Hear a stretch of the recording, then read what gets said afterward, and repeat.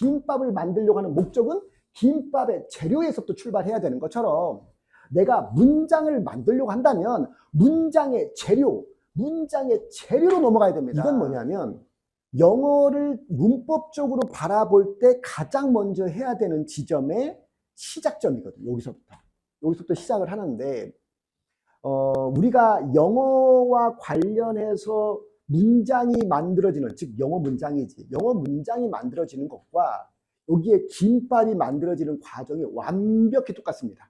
우리가 김밥을 만들려면 순서가 되게 중요합니다. 여기서부터 시작하면 안 돼요.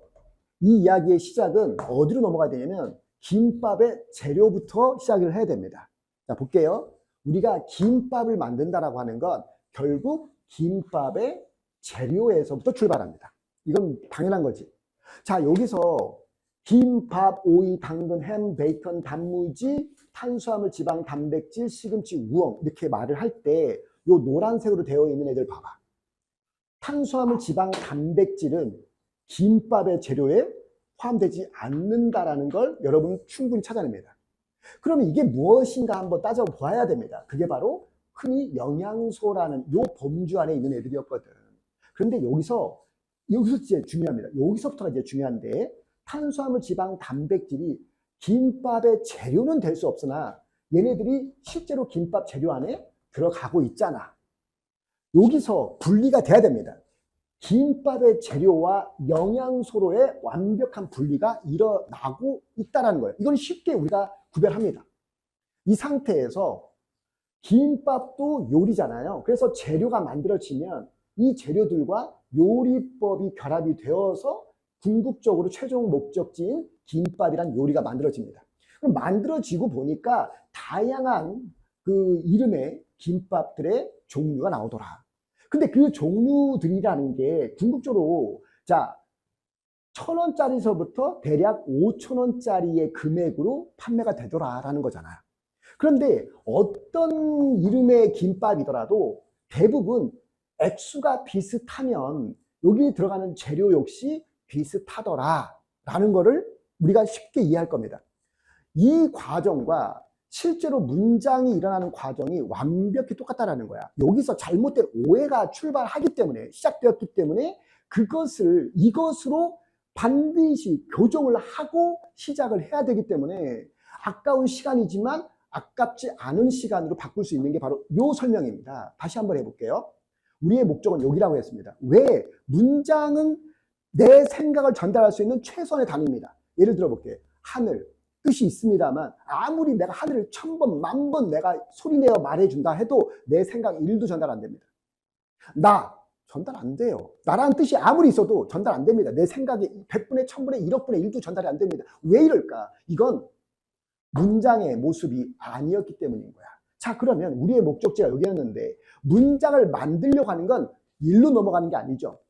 여기로 넘어갑니다. 김밥을 만들려고 하는 목적은 김밥의 재료에서부터 출발해야 되는 것처럼 내가 문장을 만들려고 한다면 문장의 재료로 넘어가야 됩니다.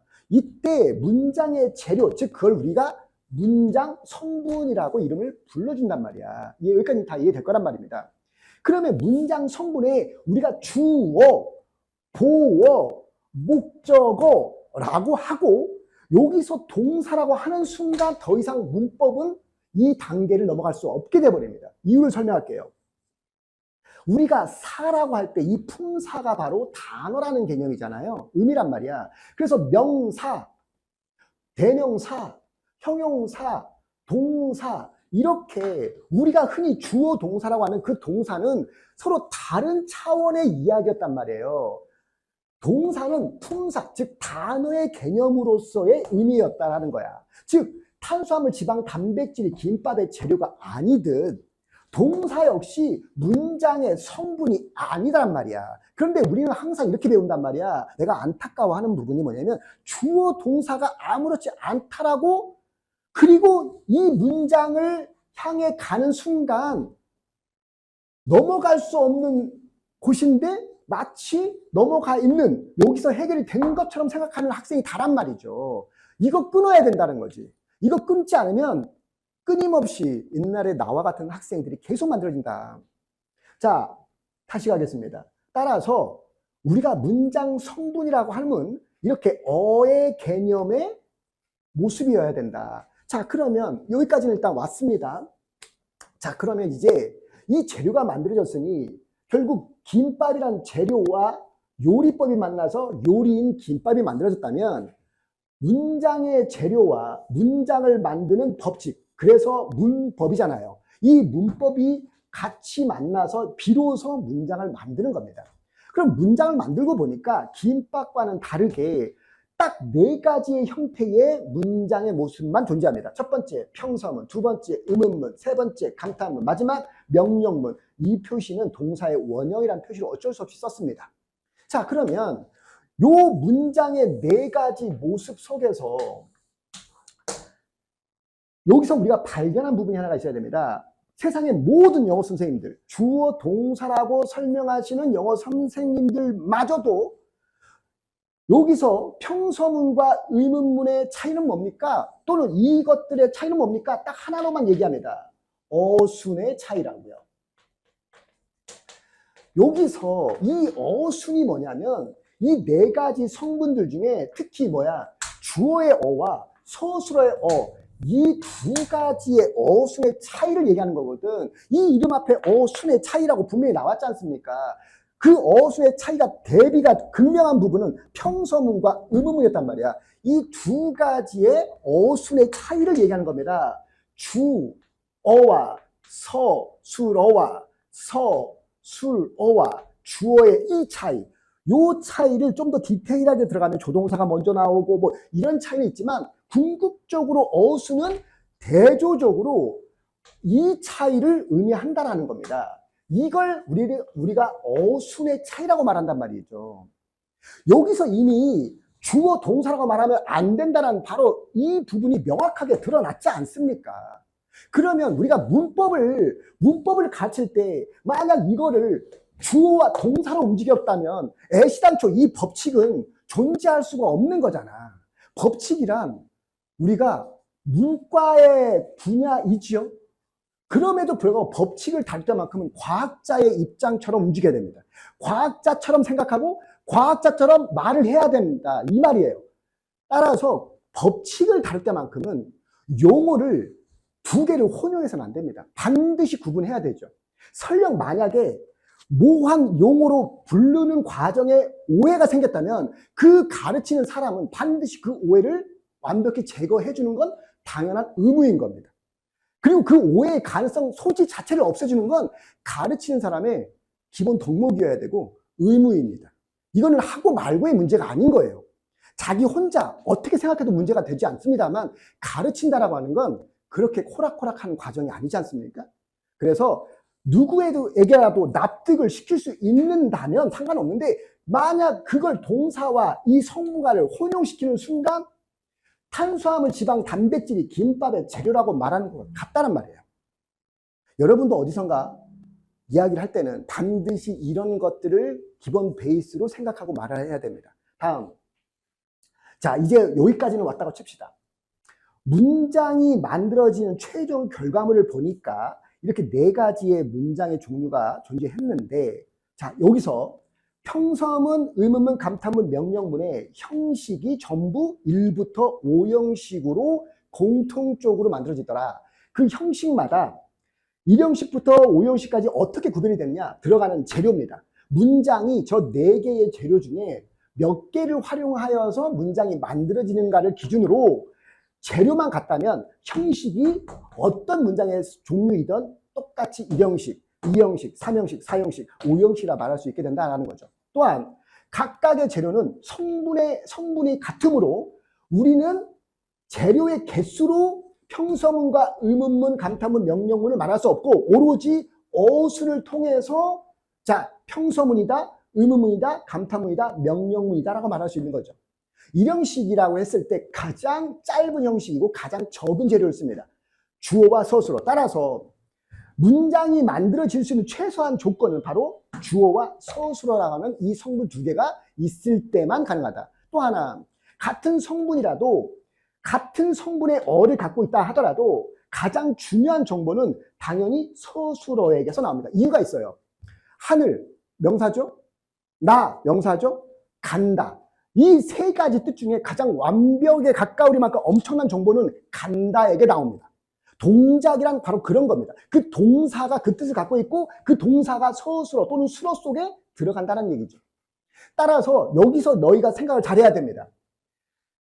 방금 한 이야기는 결국 뭐냐면 이 단어들이 이런 곳에 들어갈 텐데 단어를 모르면, 단어 뜻을 모르면, 그냥 형식적으로만 단어를 외우면 결국 어디에서 그 일이 터지느냐, 주어의 본 의미를 이해할 수 없고 동사를 몰라 서술어의 동작의 진짜 의미를 알 수 없고, 그렇다면 결국 이 부실함들이 모여서 문법도 부실하고 문장의 재료가 될 만한 단어도 부실하면 이 세 가지가 결합이 되면 이 문장이 과연 올바로 여러분 것이 될 수 있겠습니까?